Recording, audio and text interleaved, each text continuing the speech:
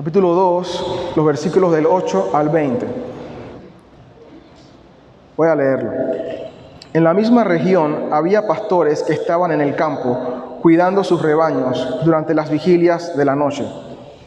Y un ángel del Señor les presentó, y la gloria del Señor los rodeó. Los rodeó de esplendor y tuvieron gran temor. Pero el ángel les dijo: no teman, porque les traigo buenas nuevas de gran gozo que serán para todo el pueblo. Porque les ha nacido hoy, en la ciudad de David, un Salvador, que es Cristo, el Señor. Esto les servirá de señal. Hallarán un niño envuelto en pañales y acostado en un pesebre. De repente apareció con el ángel una multitud de los ejércitos celestiales, alabando a Dios y diciendo: gloria a Dios en las alturas, y en la tierra paz entre los hombres, en quienes Él se complace. Cuando los ángeles se fueron al cielo, los pastores se decían unos a otros: vayamos pues hasta Belén y veamos esto que ha sucedido, que el Señor nos ha dado saber. Fueron a toda prisa y hallaron a María y a José y al niño acostado en el pesebre. Cuando lo vieron, dieron a saber lo que se les había dicho acerca de este niño. Y todos los que lo oyeron se maravillaron de las cosas que les fueron dichas por los pastores. Pero María atesoraba todas estas cosas, reflexionando sobre ellas en su corazón. Y los pastores se volvieron glorificando y alabando a Dios por todo lo que habían oído y visto, tal como se les había dicho. Le voy a pedir que levanten la mano, honestamente, si alguno ha escuchado o sabe quién es la reina Isabel o reina Elizabeth. Honestamente, sí. Me levantan la mano solamente. Perfecto. ¿Alguno sabe quién es el príncipe William? ¿O no han escuchado al príncipe William? Perfecto. Ese es el nieto de la reina. ¿Y alguno sabe quién es Tony Appleton? Nadie. Yo tampoco sabía quién era Tony Appleton hasta que supe de él. Y me sorprendería mucho que supieran de él, de verdad, porque realmente no es famoso. La reina tiene trascendencia mundial, ella es importante. Ella no es solamente la reina de Inglaterra, ella es la reina del Reino Unido, que abarca un montón de países. Hay muchos países que la reconocen como reina: Canadá, Australia, Sudáfrica, muchos más. Y es importante. El príncipe William también, él tiene fama muy grande porque él está en la línea al trono. Después de su padre, al que mucha gente no quiere, vendría él como futuro rey. Pero Tony Appleton, ¿quién es Tony Appleton? Tony Appleton es un vocero no oficial del Reino Unido. No oficial porque la reina ni nadie del reino lo ha nombrado como vocero, como pregonero, como heraldo de ellos. Pero él se autoproclamó heraldo. Y la gente lo ha dejado. Él se viste con la ropa de heraldo y en los últimos nacimientos de la realeza, él ha sido el que lo ha anunciado. Él se va al Hospital St. Mary, que es donde ellos dan a luz, en el ala este, y él se para en las escalinatas y anuncia con la formalidad y el inglés antiguo inclusive, diciendo: ha nacido el hijo de la duquesa de Gales, el príncipe de Cambridge, etcétera, etcétera. Y él es el que ha anunciado el compromiso del príncipe Harry y todos más. Desde el 2000 para acá, él ha sido como el heraldo no oficial, que parece oficial, porque muchos periodistas de otras naciones ya lo escuchan a él para saber su anuncio, porque su anuncio es verídico, nunca ha dicho nada que sea falso. Y a la reina ya le cae bien, aunque no le ha dado el título oficial, ellos le dan la información correcta para que él pueda anunciarla entonces y la gente le escuche, y más o menos es como una atracción ya en Londres cuando sucede algo importante que él aparece, porque inclusive usa la ropa antigua que usaban los heraldos en la Edad Media. ¿Qué es un heraldo? Si alguien se pregunta qué es un heraldo, si los niños no saben, un heraldo es un mensajero. Así que cuando ustedes vayan a decir en algún momento que van a decir un mensaje de parte de su papá o de su mamá, pueden decir: yo soy un heraldo de mi mamá o de mi papá y vengo a traer este mensaje. Y van a sonar mucho más interesantes. Heraldos, mensajeros, simplemente un sinónimo para eso. Pero por mucho tiempo también fue una profesión. Así como Tony Appleton no lo es formalmente, antes sí existía, todavía existe, todavía hay pregoneros oficiales, pero ya no son tan importantes como en la Edad Media o en el tiempo de Cristo. En ese tiempo no había periódico, no había redes sociales, no había canales de televisión ni radio. La única manera de comunicarse era por la boca. Había edictos, pero alguien tenía que leer ese edicto. Quienes leían los edictos eran los heraldos, los mensajeros. Y el rey tenía un territorio. Él era rey, estaba en su capital, pero inclusive ahí él no iba a ir a todos los lugares que abarcaba su reino a dar el mensaje. Él mandaba heraldos que iban en su nombre a hablar lo que él quería decir. Así que cuando la gente veía que venía el heraldo, se emocionaban o quedaban a la expectativa, porque no necesariamente las noticias eran buenas. A veces las noticias eran, dice el rey, que se suben los impuestos. Así que obviamente eso no era nada agradable. Pero sabían de que cuando veían a esa persona, iban a escucharlo, y lo que iban a escuchar no iba a ser el heraldo hablando de sí mismo, sino el heraldo hablando, el rey dice tal y tal cosa. Ver a esa persona para el pueblo era sinónimo, voy a escuchar al rey. No voy a escuchar al heraldo, voy a escuchar al rey. Una de las cosas que ellos anunciaban eran los nacimientos, tal cual se hace hoy todavía. ¿Y por qué era importante anunciar los nacimientos? Porque a todo mundo le alegran los nacimientos. No tenemos que ser famosos para alegrarnos por el nacimiento de un nuevo bebé. Pero en la realeza alegraba más porque eso significaba de que la línea del trono se mantenía intacta, de que venía un nuevo rey, de que había una nueva esperanza, de que había linaje todavía para continuar, alguien a cargo de esta nación, de este pueblo. Así que eso era muy importante. En esta historia estamos viendo precisamente el nacimiento del rey de reyes. No era cualquier hijo de un plebeyo más del pueblo que nacía. Era el rey del mundo el que estaba naciendo. Así que había que anunciarlo. Y si uno ve la historia, ok, está naciendo el rey y ve los personajes, los únicos personajes que parecen tener sentido que estén ahí son los ángeles. Porque eran seres majestuosos, imponentes, importantes. Y luego una corte militar de ellos anunciando al rey de reyes, hace lógica.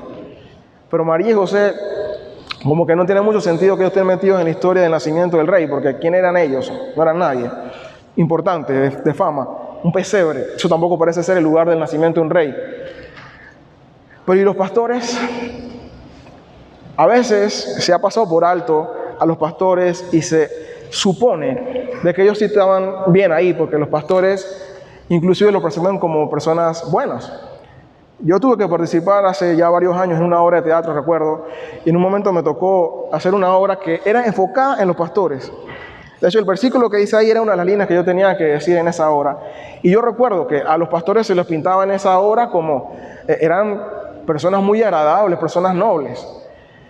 Pero entendiendo un poco más el contexto, eso está muy lejos de la realidad de los pastores en el tiempo de Belén. Los pastores estaban afuera de la ciudad y todo el que estaba afuera de la ciudad era despreciado por el pueblo judío. Porque afuera de la ciudad, ¿quién estaba? Si ustedes han leído los evangelios, van a saber que afuera estaban los ladrones, los criminales, los leprosos, todo lo que tú no querías en la ciudad, afuera de los muros. Los pastores, ¿dónde están? En el campo. Era de noche, ya en la noche ya no se, en teoría, cuidaba ovejas. Muchos ya metían a sus ovejas en los establos donde estaban María y José. Pero ellos no estaban en un establo porque ellos no eran queridos en el pueblo. Así que los pastores no tampoco encaja que estén aquí. Y de hecho, su fama era tan mala que en Israel, en este tiempo el reino de Judá, si alguien cometía un crimen y tú ibas a un juicio para llevar testigos, era importante los testigos. Pero si tu testigo era un pastor, era como si tú no tuvieses testigo. Ningún pastor de ovejas podía servir de testigo en un juicio, porque su palabra no era tomada en serio. Su palabra era despreciable. Así que, sabiendo eso, los pastores tampoco tienen sentido que sean los primeros que reciban el anuncio de los ángeles. Ni siquiera es en la ciudad. El ángel se va fuera de la ciudad a anunciarle a unos posiblemente malhechores, despreciados de la ciudad, que el rey de reyes había nacido. Los primeros que reciben el anuncio son ellos.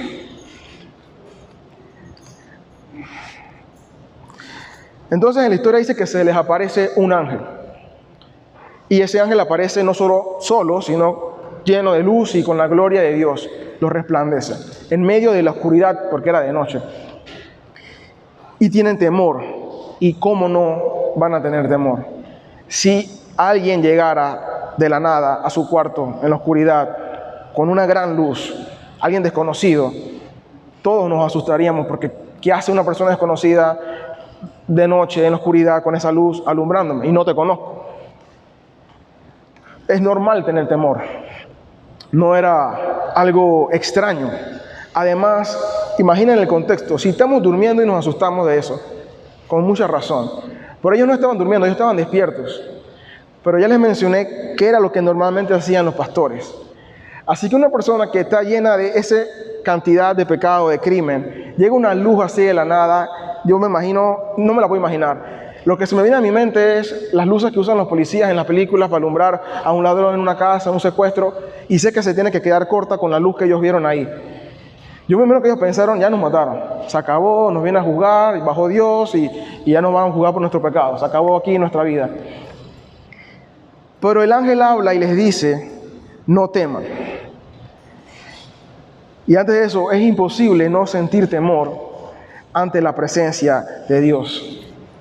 El temor de los ángeles, de los pastores, era real y válido. Isaías tuvo temor cuando vio la visión. Y si nosotros no sentimos temor ante la presencia de Dios, es porque no estamos entendiendo delante de quién estamos. Porque la presencia de Dios trae luz y esa luz arroja y nos expone nuestro pecado. Inclusive el pecado que creemos que no tenemos. Los pastores, yo no sé si en ese momento ellos habían robado algo en ese momento. Ellos de verdad, los historiadores no cristianos lo clasifican. Eran ladrones. Posiblemente tenían algo que habían robado por ahí y esa luz reflejó todo su pecado. Estaban vulnerables. El temor delante de la presencia del Señor es justo y necesario. Porque ¿quién hay que no tenga pecado? Solo el que no tenga pecado puede estar delante de Dios sin temor. Por tanto, todos debemos tener temor delante de su presencia. Luego el ángel le dice, no teman. Y mejor es que siga hablando, porque si alguien me aparece así de la nada y me dice, no tengas miedo, y no me dice más nada, yo seguiré con miedo. Y sigue hablando el ángel. Versículo 10 al 12. Porque les traigo buenas nuevas de gran gozo, que serán para todo el pueblo. Porque les ha nacido hoy, en la ciudad de David, un Salvador, que es Cristo el Señor. Esto les servirá de señal. Hallarán un niño envuelto en pañales y acostado en un pesebre. El ángel viene con buenas noticias. Bueno, los heraldos a veces no traían buenas noticias, pero aquí sí les trae buenas noticias. Y la noticia en este caso es, nació un bebé. Y uno dice, ok, nació un bebé, ¿por qué me tengo que alegrar? Y el ángel le da 3 razones por las cuales tienen que alegrarse. Porque ese bebé era el Salvador, era el Cristo y era el Señor.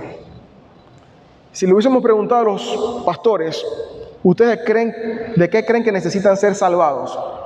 Que puede ser también traducido como liberados. Lo más probable es que hubiesen dicho de Roma, que los tenía sometidos. O sea, el imperio romano era el que tenía sometido a la región de Israel. Israel fue independiente por muchos tiempos, hasta que cayeron en manos de Babilonia, y desde ahí más nunca volvieron a ser libres.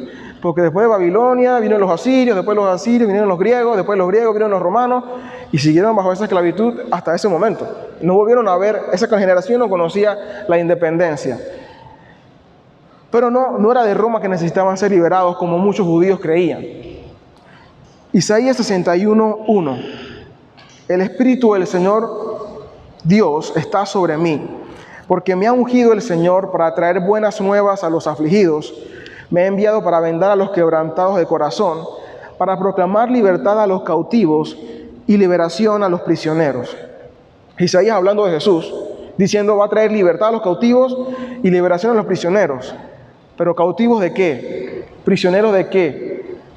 Jesús lo dice, Juan 8:34. Jesús les respondió, en verdad les digo, que todo el que comete pecado es esclavo del pecado.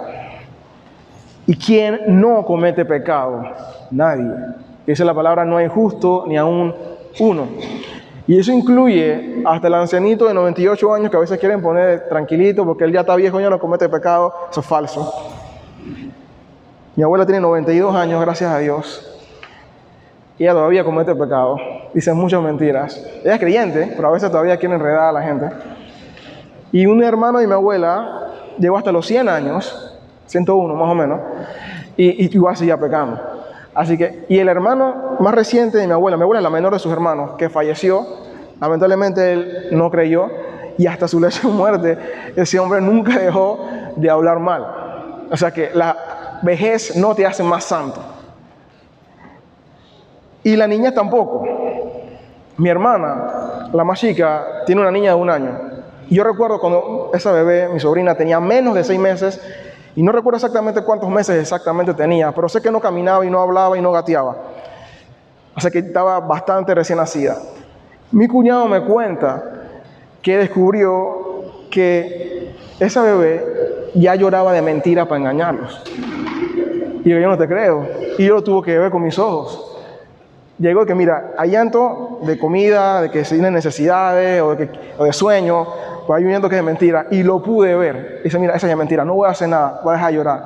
Y cuando se paraba enfrente le decía, dejaba de llorar y se reía. Cada vez sabía lo que estaba haciendo. Esa bebé no hablaba, no veía televisión.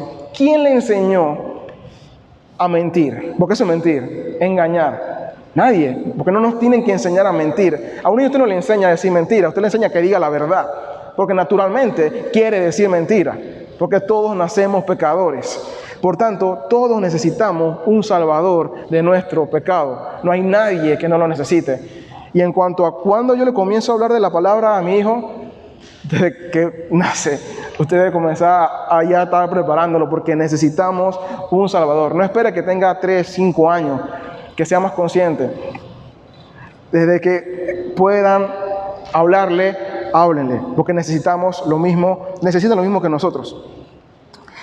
Ese bebé que nació también era Cristo, dice Salvador, Cristo, y Cristo es la palabra griega para ungido, en hebreo es Mesías. Cristo y Mesías son sinónimos, y Cristo no es un nombre, es un título. Cristo es el título de Jesús, el Mesías. Y ese título de ungido, del especial, del único, se ha usado en muchas generaciones, en muchas religiones, pero la palabra deja claro que solamente hay uno. Muchos textos lo usan, pero veamos solamente uno, Salmos 2.2. Todo el Salmo 2 habla de Cristo, pero aquí en el versículo 2 dice, se levantan los reyes de la tierra y los gobernantes traman unidos contra el Señor y contra su ungido. Es la misma persona, el Señor, el ungido. De eso usa los mismos términos. Ahí usa Mesías y luego acá usa Cristo y Señor. ¿Cómo no iba a ser una buena noticia de que ese bebé que está naciendo es mi salvador de mi pecado y además ese salvador es Dios? Porque al principio era Salvador, pero no solo tu salvador, es Dios. Y además dice el Señor. La palabra griega era kurios y quiere decir alguien que tiene poder, y al igual que la otra palabra, es alguien que tiene autoridad y un título que se le daba a muchas deidades en las mitologías paganas. Importante que el ángel no dice, aquí viene Cristo, un Señor. Viene Cristo, el Señor. No había más. El ángel no dio cabida a que dudaran de que, este Señor también como... No. Él es el Señor, más nadie. Ese título de Kurios y de Salvador también se lo ponían los emperadores. A ellos les gustaba llamarse Señor porque tenían poder, tenían autoridad, no era mentira. Y Salvador porque también se podía traducir como liberadores, y ellos sentían que ellos habían liberado a pueblos de esclavitudes. Y cuando los sometían sentían que eran liberadores y se ponían César, fulano de tal, liberador y Señor de Roma, de tal lugar. Así que aquí el ángel le dice, no hay más nadie, solo es Cristo. Más nadie tiene eso. Y Él no comparte su gloria con nadie. Y reconocer que Jesús es el Salvador, Cristo y el Señor, aquí en la tierra te puede costar tu vida. Pero no reconocerlo te va a salvar tu vida aquí, pero vas a perderla por la eternidad. Y aquí es importante que veamos por qué Romanos 10 dice eso, el apóstol Pablo, Romanos 10:9. Que si confiesas con tu boca que Jesús es el Señor y crees en tu corazón que Dios lo resucitó entre los muertos, serás salvo. La declaración que dice aquí Jesús es el Señor. Y este texto ha sido muy mal usado en muchas ocasiones. Se usa mucho para decir, tú tienes que repetir una oración y decir que Cristo es el Señor para que seas salvo. Pero eso no es lo que dice aquí. Pablo le está hablando a la iglesia en Roma, la capital del imperio romano donde César vivía, el que se llamaba a sí mismo Señor. Decir Cristo o Kurios, que era como se decía en ese momento en latín, significaba una sentencia de muerte. Muchos cristianos murieron solamente porque le preguntaban. La palabra en latín era Kaiser o Curios, César es Señor, que eso es lo que él decía. Y si ellos respondían, no, Cristo o Curios, o perdías tu cabeza ahí, o ibas preso inmediatamente para comerte en la hoguera, o te llevaban al Coliseo a que las bestias te mataran. Eso es lo que significaba. Así que Pablo le está diciendo a los cristianos ahí, no tengan temor, que aunque parezca que pierden su vida por decir que Cristo es el Señor, realmente van a ser salvos. No de la muerte aquí, sino van a recibir la vida eterna. Así que el poder reconocer a Jesús como Señor no es popular, no es agradable, pero nos va a dar la salvación. Entonces están haciendo Jesús el Salvador, el Mesías esperado. Y los ángeles de nuevo le describen, en este caso con exactitud, dónde va a estar. Y Dios una vez más llevando al lugar exacto a los que Él quiera traer así. Le dice, va a estar en un pesebre, con su mamá, con su papá, arropado, es un niño. No va a haber perdedero, lo van a encontrar. Y Dios hace lo mismo, nos lleva sin perdedero directo a Él. Versículos 13 y 14. Todavía están ellos ahí con el ángel. Y ahora cambia la escena. De repente apareció con el ángel una multitud de los ejércitos celestiales, alabando a Dios y diciendo, gloria a Dios en las alturas y en la tierra paz entre los hombres en quienes Él se complace. Y aquí lo que más llama la atención es que dice, multitud de los ejércitos celestiales. Se sabe que eran ángeles, pero ¿por qué no dijo multitud de ángeles o multitud del coro? Los que se aparecieron no solamente ángeles y ya, eran ángeles en forma de presentación militar. En otras versiones dice huestes, que significa lo mismo, formación militar multitudinaria. ¿Por qué vas a usar una formación militar para anunciar paz? Y aquí hago un paréntesis, porque es curioso, ¿no? Que con este texto es precisamente que una gente debate de si los ángeles cantan o no. Esto no tiene nada que ver con la enseñanza, pero está aquí. Y porque la Biblia nunca dice explícitamente que los ángeles cantan, pero tampoco dice lo contrario. Entonces, no se sientan mal si cantan como cantamos hoy, el coro celeste canta, o los ángeles cantando esta dulcísima canción. No afecta. Aquí no le damos color a eso, pero es curioso que está ese debate, ¿no? Los que dicen que no cantan, yo conozco personas que no cantan esas canciones porque dicen que la Biblia dice que los ángeles no cantaban explícitamente. Solamente una curiosidad. Un ejército para anunciar la paz. ¿Por qué Dios anuncia la paz con un ejército? Los reyes tenían dos maneras de buscar la paz contra la otra parte beligerante. Una era la diplomática. Si estaban en buenos términos, yo voy o mando un emisario, conversamos allá y llegamos a unos términos y aquí tenemos la paz. Pero en algunas ocasiones el rey iba con su ejército, los dos reyes. Y la idea era que el rey más fuerte hiciera alarde de su ejército, o como para que dijera, mira con quién te quieres meter. Y sugestionar al otro rey a buscar la paz. En algunas ocasiones en la historia humana sucedió así, en otras no. Y en algunas ocasiones el rey con menor fuerza ganó, como Escocia contra Inglaterra, por ejemplo. Pero en este caso, siempre usan el ejército cuando hay una situación tensa. Cuando no va a ser simplemente solucionada por diplomacia. Entonces, si Dios está usando un ejército, es porque había una situación tensa. Y la situación tensa era entre Dios y los hombres. Porque nosotros estamos en guerra con Dios desde que nacemos, desde la caída. Así que era necesario usar un ejército para decirle, yo quiero la paz, pero ya que estamos en guerra, yo traigo mi ejército. Y estoy seguro que lo que sea que vieron los ángeles, aunque definitivamente tuvieron que haberse impresionado, eso tal vez no era ni siquiera una décima parte del ejército celestial que Dios cuenta. Y era importante porque esos ángeles, en forma militar, respondían al rey que estaban haciendo. Y le está diciendo, hay buenas noticias, hay paz. Ríndanse ante el rey.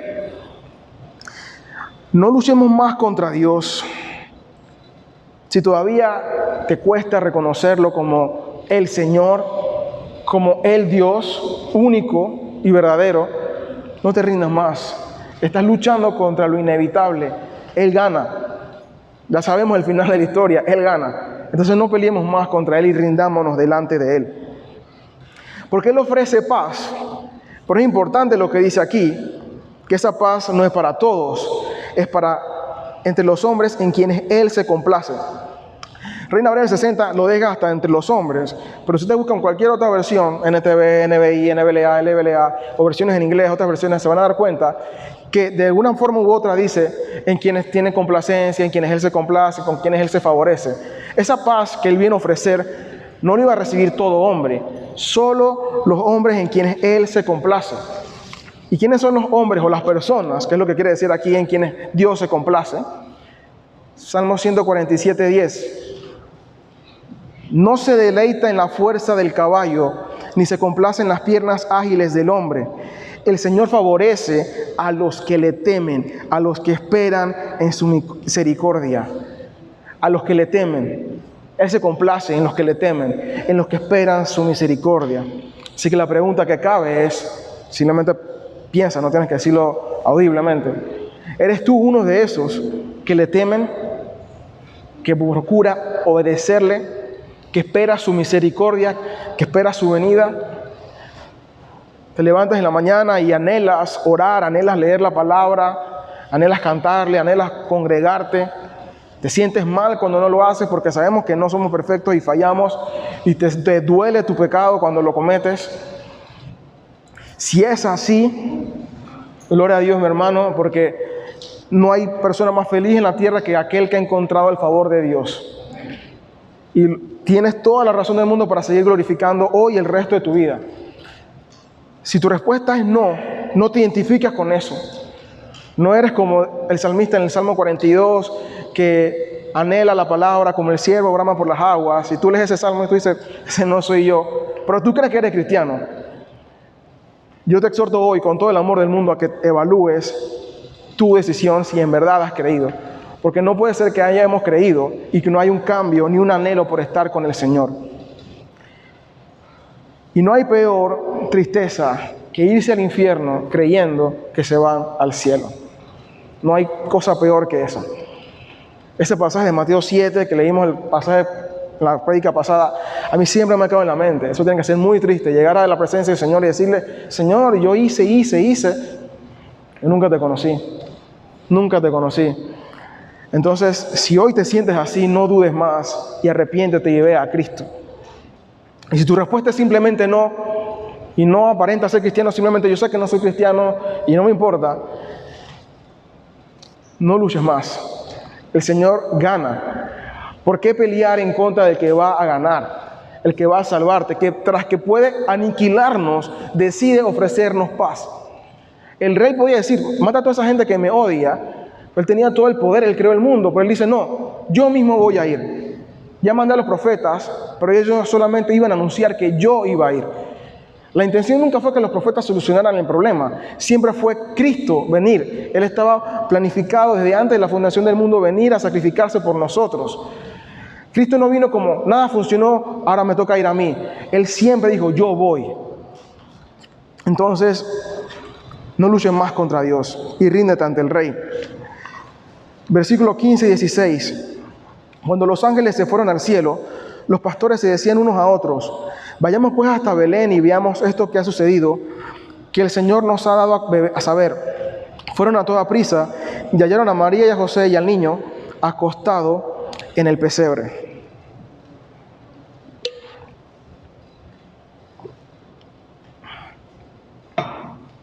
Fueron a toda prisa. No hay tiempo que perder. Cuando tú escuchas la palabra que te anuncia, que te lleva a Cristo, no pierdas más tiempo. Sé como los pastores dijeron, ¿qué hago yo aquí? ¿Puede haber algo más importante que ir a reconocer al Rey, Salvador y Señor del universo? Los pastores lo entendieron claramente. Dijeron, no, yo me tengo que ir ya y a prisa. Yo tengo que ver a ese ser. Que necesito adorar a ese ser. Yo necesito estar postrado delante de Él y saber que Él es que me va a salvar. Si tú escuchas el mensaje y tú sientes, todavía necesito hacer algo más con mi vida, yo creo que tengo que terminar la universidad o casarme y después tener hijos, o yo quiero viajar el mundo y recorrer todos los países antes que ir a Cristo, tú no sabes quién Cristo es, tú no lo has reconocido, no sabes quién es. Si supieras, tú tendrías que ir inmediatamente y no lo puedes seguir si tú lo sigues postergando. Jesús lo dijo, Lucas 9, 59 y 60. A otro le dijo, ven tras mí, es decir, sígueme. Pero él le contestó, esa persona, Señor, permítame que vaya primero a enterrar a mi padre. Jesús le dijo, deja que los muertos entierren a sus muertos. Le respondió Jesús, pero tú ve y anuncia por todas partes el reino de Dios.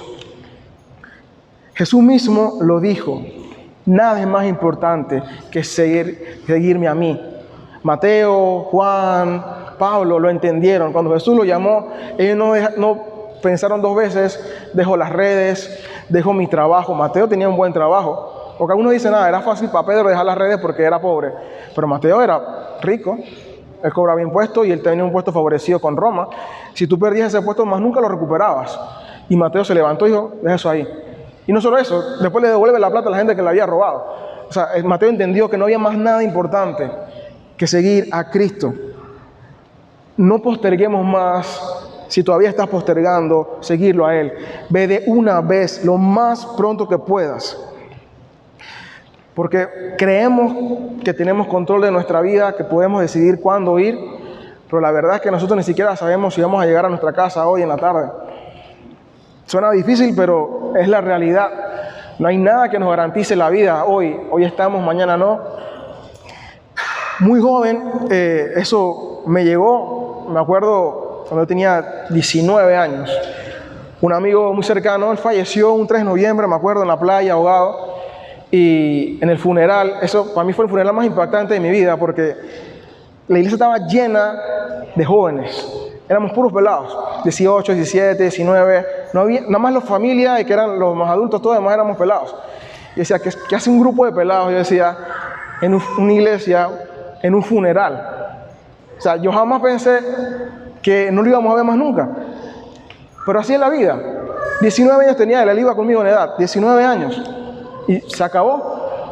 ¿Qué pensábamos, o qué iba a pensar él que ese día, ese trip se iba a acabar para él, que no iba a regresar nunca a su casa? Entonces, no hay tiempo que perder, no posterguemos más ir a Cristo, porque no hay nada más importante que eso. Versículo del 17 al 20. Cuando lo vieron, dieron a saber lo que se les había dicho acerca de este niño. Y todos los que lo oyeron se maravillaron de las cosas que le fueron dichas por los pastores. Pero María atesoraba todas estas cosas, reflexionando sobre ellas en su corazón. Y los pastores se volvieron glorificando y alabando a Dios por todo lo que habían oído y visto, tal como se les había dicho. Ellos llegan y miran a Jesús. Después que lo ven, después que lo experimentan, después que lo conocen, ¿qué fue lo que los pastores hablaron? Todo lo que se les había dicho acerca de este niño. Ellos no contaron que ellos robaban, que ellos estaban afuera en el campo. Lo que se nos dijo acerca de este niño. La gente se maravilló, dice, y todos los que lo oyeron se maravillaron de las cosas que le fueron dichas por los pastores. Pero no se maravillaron de los pastores, sino de lo que dijeron los pastores. Y lo que dijeron los pastores fue hablar del niño. Los pastores no hicieron más nada que hablar de Jesús. El mensaje que tenemos que dar es simplemente quién es Jesús. Y solamente puede hablar de Jesús quien lo conoce. Ellos no hablaron de Él hasta que lo conocieron. Habían escuchado de Él, pero fue cuando lo conocieron, que lo vieron, ya conozco, ahora yo puedo hablar de Él. Lo que usted tiene que decirle a la gente es quién es Jesús. He escuchado muchas veces exhortaciones a que cuando vayas a evangelizar, ¿qué importa si no conoces la Biblia? Cuenta tu testimonio y eso es todo. Tu testimonio no importa, eso no es lo más importante. ¿Qué importa lo que el pastor dice, lo que dice alguien más? Háblale de Cristo. Es la única persona que tiene poder para salvar. Tu testimonio es chévere y en algún momento podemos escucharlo y glorificamos a Dios juntos. No es malo. Pero en cuanto a la evangelización, necesitamos saber de Cristo. Y si no lo conoces, entonces conócelo. Y cuando lo conozcas, No esperes a decir, yo tengo que ser un misionero, evangelista, ir al seminario, graduarme, para entonces hablar de Cristo. No es malo, pero ¿qué conocimiento tenían los pastores? Jesús es Cristo, el Mesías, el Salvador. Ya. Eso es todo lo que tengo que decir. En medida que conocieran más a Cristo, podían hablar más mientras conocían más a Cristo. Pero mientras tanto, lo que sea que sepa de Cristo es lo que puedes decir y es lo que la gente necesita escuchar. La gente tiene que conocer al Rey, que el Rey existe, que vive y que salva. Porque Él es quien merece la gloria y la honra. Ellos fueron heraldos del Rey y como heraldo del Rey, ningún heraldo busca fama para sí, sino darle fama al Rey.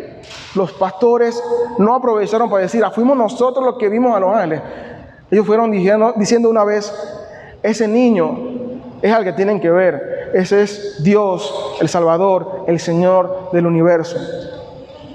No se trata de buscar nuestra alabanza ni de ser popular.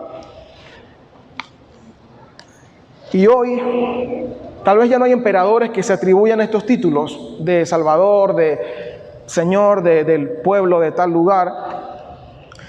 Pero nosotros muchas veces lo hacemos con nuestra vida y sentimos, más nadie puede ser el dueño, el capitán de mi vida, el maestro de mi destino. Yo soy el que dice qué va a pasar y mis acciones determinarán lo que va a ser en el futuro y yo soy el que digo todo.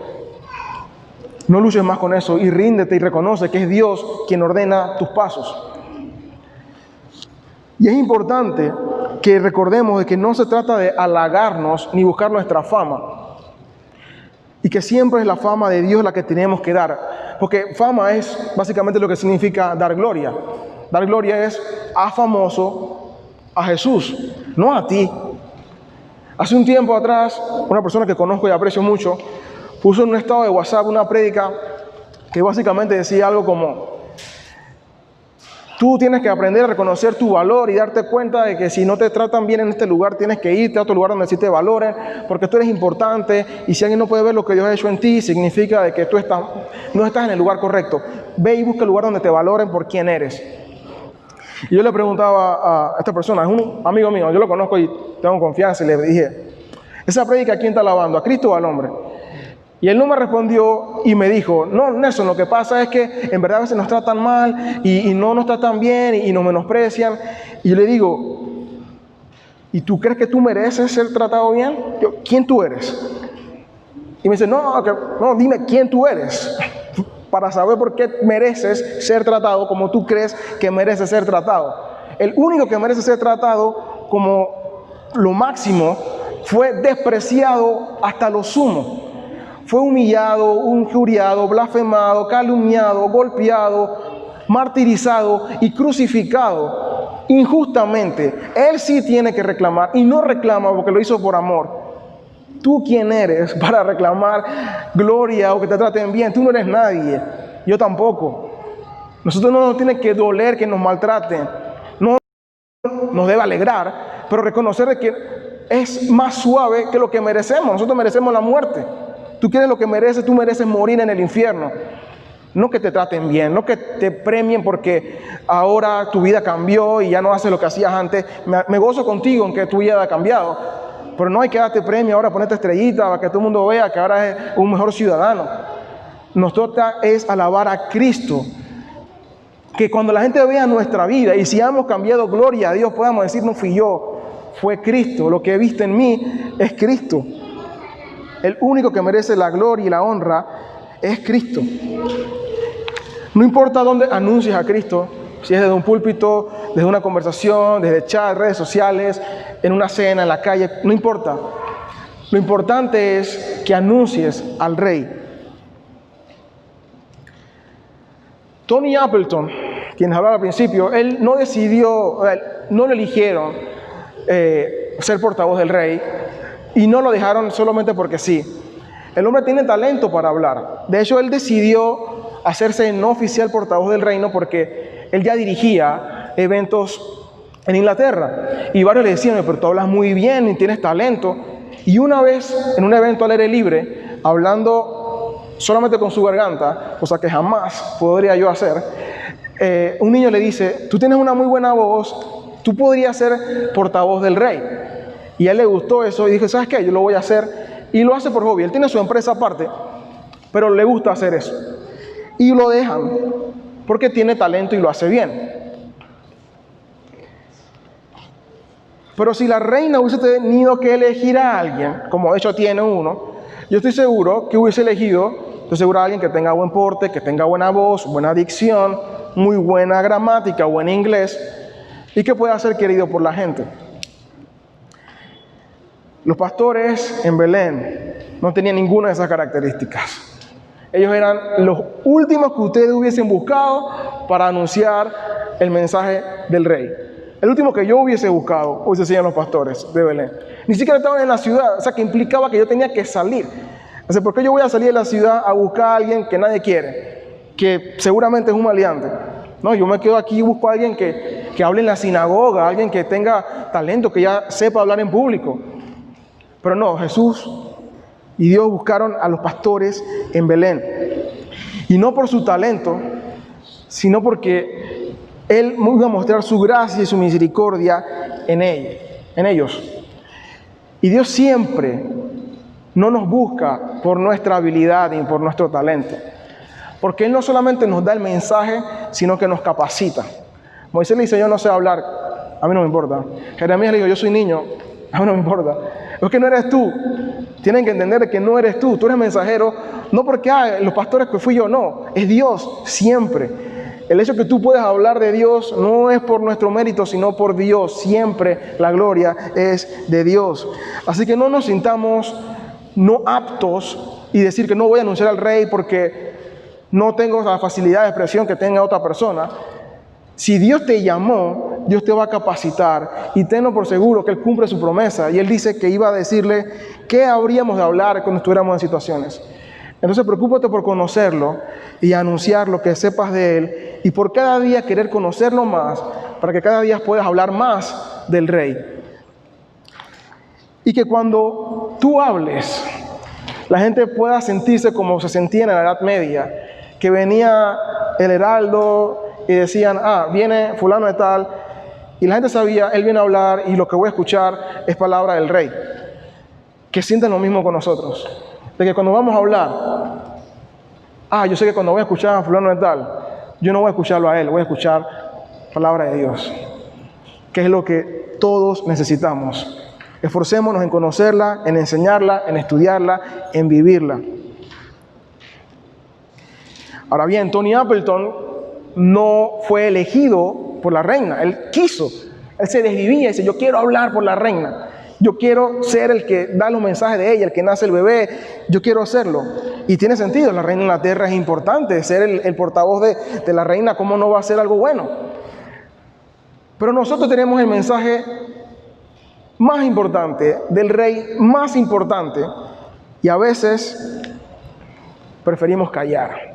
Si sabes que mejor no digo nada, me da pena, yo no para qué, eso no es tan bueno, me van a hablar mal de mí. ¿Cómo puede ser eso posible? Que un hombre común se desviva por hablar por una reina común, con un poder grande pero limitado, y nosotros, también siendo hombres comunes, que tenemos el mensaje del rey más grande del universo, no nos desvivimos por hablar de él y callamos. Nuestros familiares no conocen de él porque no le decimos, nuestros amigos no conocen porque no le hablamos. El evangelismo no es que ahora salimos de aquí, nos vamos de dos en dos y vamos a tocar puertas. Y eso no tiene de malo, se puede hacer. El evangelismo pasa en la vida diaria, en el trabajo, en la casa, en el vecino, en la calle. Con nuestra vida primeramente, pero luego también poder hablar de quién hemos creído. Yo conozco personas en algunas iglesias que dicen, no, ¿qué pasa? Que aquí no evangelizamos porque aquí nadie sale. En otra iglesia, otro pastor me contaba que le decía eso, la gente de la iglesia le reclamaba, es que la iglesia no sale. Y yo le decía, la iglesia sale todos los días, porque ustedes nos mandan aquí 2 horas, y después de aquí se van, así que están afuera. Si ustedes no están hablando, no es porque no están afuera, sino porque no quieren hablar, porque no quieren decir las verdades, o porque tal vez no conocen al Rey. 1 Pedro 2, 9 y 10. Pero ustedes son linaje escogido, real sacerdocio, nación santa, pueblo adquirido para posesión de Dios, a fin de que anuncien las virtudes de aquel que los llamó de las tinieblas a su luz admirable. Ustedes en otro tiempo no eran pueblo, pero ahora son el pueblo de Dios. No habían recibido misericordia, pero ahora han recibido misericordia. Para los pastores eso fue claro. Nosotros estamos en la oscuridad y llegó una luz como nunca la hemos visto. Merecíamos morir y nos dieron misericordia y no nos mataron, sino que nos dijeron, hay paz para nosotros. ¿Qué hicieron? Anunciar las virtudes de aquel que lo llamó de las tinieblas a su luz admirable. Si nosotros hemos pasado de tinieblas a luz, es no solo nuestro privilegio, sino nuestro deber anunciar las virtudes de aquel que nos llamó de las tinieblas a su luz admirable. Las virtudes de Dios, de Cristo, es a quien tenemos que anunciar. Y si usted hace eso, es inevitable que no lo alabe. Versículo 20. Los pastores se volvieron glorificando y alabando a Dios por todo lo que habían oído y visto, tal como se les había dicho. Ellos comprobaron que la palabra era real y eso les trajo alegría.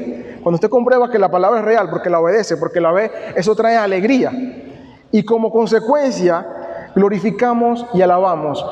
Pero a mí me llama la atención que no dice que los pastores fueron y glorificaron después cuando llegaron afuera donde estaban los rebaños, sino que glorificando y alabando en un presente continuo. O sea, ellos se fueron glorificando y alabando. Y no necesariamente quiere decir que se la pasaron cantando todo el camino, aunque pudo haber sido así también, pero glorificar y alabar continuamente es que nuestra vida hable bien de Dios en todo lo que hacemos. 1 Corintios 10:31. Entonces, ya sea que coman, que beban o que hagan cualquier otra cosa, háganlo todo para la gloria de Dios. Glorificamos a Dios con todo lo que hacemos y vivimos en obediencia. No espere llegar a su casa, ahí lo alabo. O en la iglesia los domingos, yo llego allá y lo alabo con los demás. Hágalo muy bien. Viva en el presente continuo, alabando y glorificando a Dios.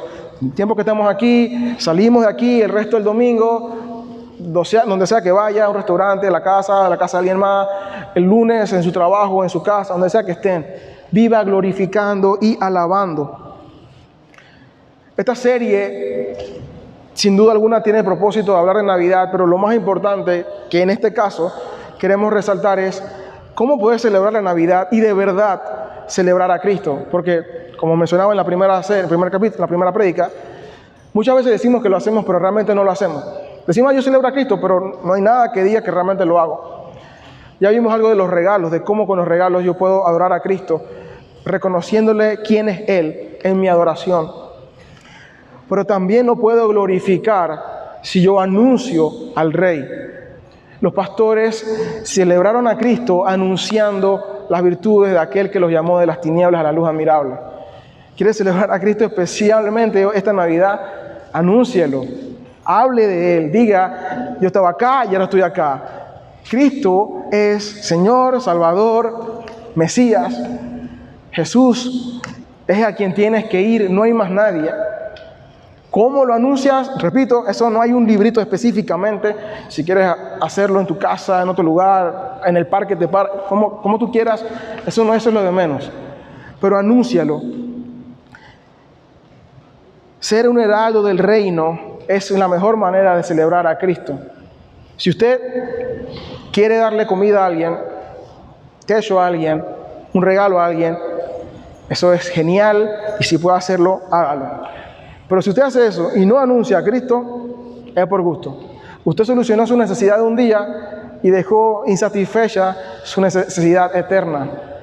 Mejor es que satisfaga su necesidad eterna, aunque no pueda satisfacer su necesidad diaria. La necesidad más grande que tenemos no es comida, es importante, pero no es lo más importante, es a Cristo. Si no tenemos a Cristo, no tenemos nada. Y si tenemos a Cristo, tenemos todo, aunque no tengamos nada. La frase, no maten al mensajero, seguramente lo han escuchado, tal vez la hayan usado. Y yo vengo, no maten al mensajero, yo solamente soy el mensajero, en el trabajo se escucha bastante. El jefe dijo tal cosa, yo nomás vengo a decir lo que el jefe dice. Esa es una frase real que usaban los reyes de ese tiempo con los heraldos.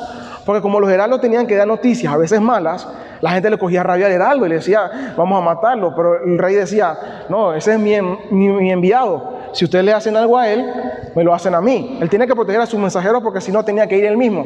y él no quería él mismo. Así que el rey los protegía. Los reyes terrenales hacían eso con sus heraldos. El rey celestial lo hace con los suyos también. Él nos protege eternamente. Anunciar al rey puede dar miedo porque saben que hay consecuencias. En el primer siglo, la vida, sin duda alguna. Hoy, en este lado del occidente, todavía no cuesta la vida. Tal vez en un futuro no muy lejano, al ritmo que va avanzando, no me sorprendería. Tal vez te pueda costar un trabajo. Ayer conversé con una muchacha que no la contrataron, no aquí en Panamá, en Perú, por ser cristiana. En la entrevista le preguntaron qué creía, ella era cristiana, y literalmente le dijeron, por tu creencia no puedes trabajar aquí. Le costó un trabajo. Tal vez te cueste eso, tal vez te cueste dejar tu familia. Conozco personas que su familia las han apartado porque dice, eres cristiano, ya no marqué contigo, ya tú estás mal.